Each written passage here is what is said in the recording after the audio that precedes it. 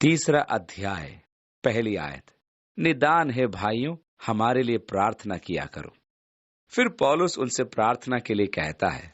मैं सोचता हूं कि कई बार हम अपराधी होते हैं कि हम उनके लिए प्रार्थना नहीं करते जो हमारे आत्मिक अगुए हैं, जिन पर शायद बड़ी बड़ी परीक्षाएं आती हैं, जो औसत व्यक्ति की तुलना से कहीं अधिक होती हैं। मैं सोचता हूं कि शैतान आत्मिक अगुओं पर अधिक परिश्रम करता है। कितने पास्टर शैतान के फंदों का शिकार हुए हैं। यदि शैतान पास्टर के फंदे में फंस जाता है तो उसका प्रभाव सारी मंडली पर होता है। बहुतों को इससे चोट लगती है, इसलिए पास्टर को प्रार्थना की बहुत आवश्यकता होती है।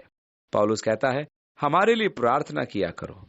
मैं भी आपसे यही कहूंगा, मेरे लिए प्रार्थना किया करो। मुझे आपकी प्रार्थनाओं की आवश्यकता है।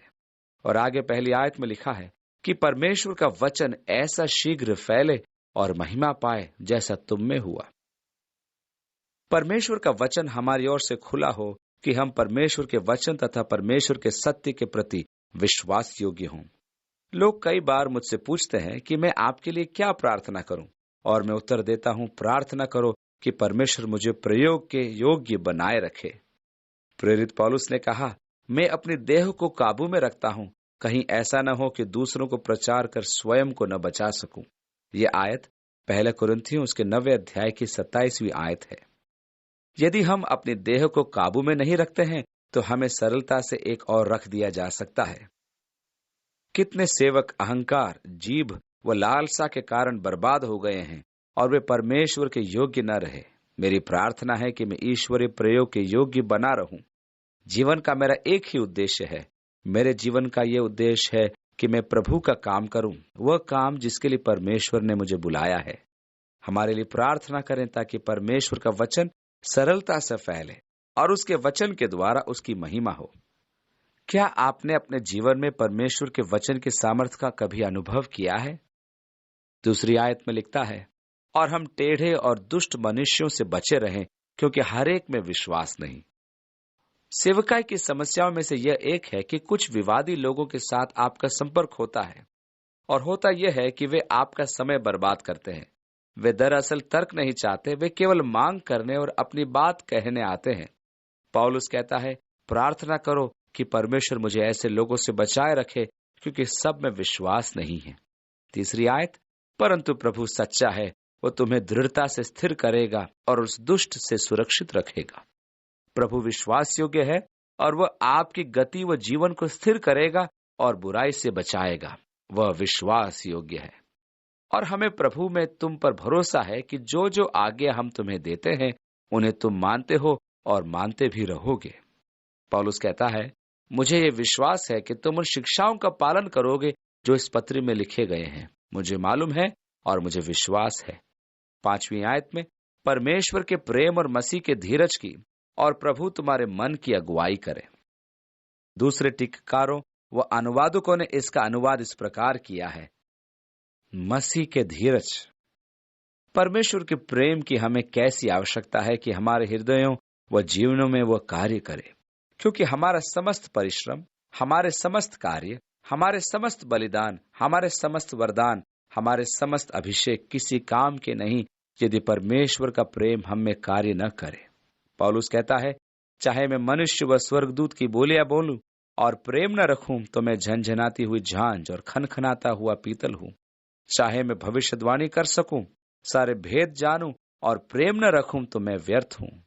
चाहे मैं अपनी देह जलाने के लिए दे दूं और अपनी संपत्ति बेच दूं और दरिद्रों में बांट दूं और प्रेम न रखूं तो मैं कुछ भी नहीं। ओह, काश परमेश्वर उस प्रेम से हमारे हृदयों को भर दे, हमारे हृदयों को प्रेम के द्वारा निर्देशित करे और मसीह के धीरज में हमें बढ़ाए।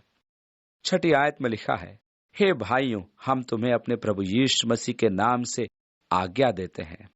ये बहुत गंभीर हो जाता है और अब लोगों को यीशु के नाम से आज्ञा देने लगता है। ऐसा काम तो दुष्टात्मों के साथ किया जाता है।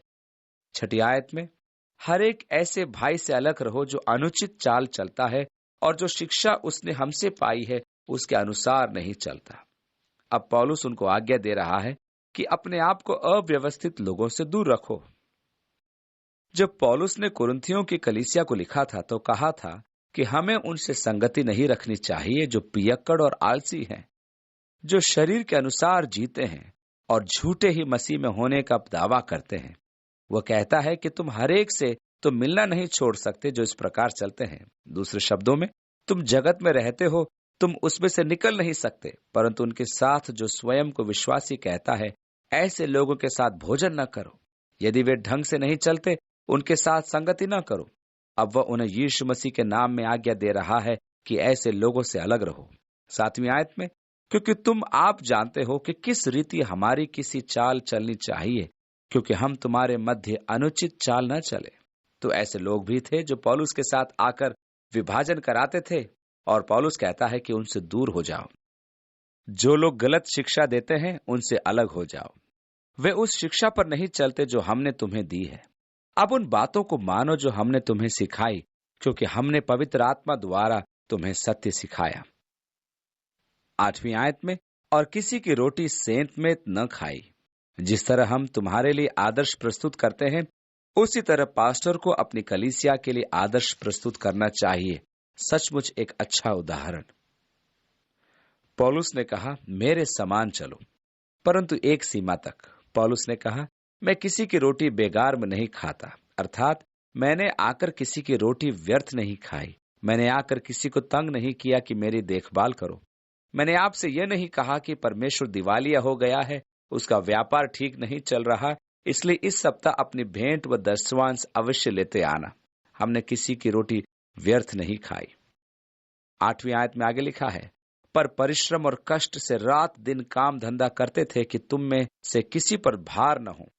यह नहीं कि हमें अधिकार नहीं, पर इसलिए कि अपने आप को तुम्हारे लिए आदर्श ठहराएं कि तुम हमारी ही चाल चलो। पौलुस ने गलातियों को लिखा था कि उनको दुगना आदर दें जो उन्हें वचन की अच्छी शिक्षा देते हैं, परंतु पौलुस ने कहा, हमें तुमसे कुछ नहीं लेना। यह नहीं कि मुझे अधिकार न था, परंतु मैं तुम्हारे सामने एक आदर्श रखना चाहता था। मैं इस प्रकार का आदर्श रखना चाहता था कि अपनी जरूरतें स्वयं पूरी करूं, ताकि तुम्हारे लिए एक उदाहरण ठहरूं। 10वीं आयत से आगे, और जब हम तुम्हारे यहाँ थे, तब भी ये आज्ञा तुम्हें देते थे कि यदि कोई काम करना न चाहे तो खाने भी न पाए। हम सुनते हैं कि ऐसे लोग तुम्हारे बीच में अनुचित चाल चलते हैं और कुछ काम नहीं करते और औरों के काम में बाधा डालते हैं। ऐसों को हम प्रभु यीशु मसीह में आज्ञा देते हैं और समझाते हैं कि चुपचाप काम करके अपनी ही रोटी खाया करें, और तुम हे भाइयों भलाई करने में हियाव न छोड़ो। फिर एक और स्थान पर पौलुस कहता है, भले काम करने से न थको, क्योंकि समय पर अच्छी फसल काटोगे। कई बार भले काम करने से हम थक जाते हैं, विशेषकर यदि आप कोई परिणाम नहीं पाते हैं। यदि कोई हमारी इस पत्री की बात को न माने, तो उस पर दृष्टि रखो और उसकी संगति न करो, जिससे वह लज्जित हो। तो भी उसे बैरी मत समझो, पर भाई जानकर चिताओ।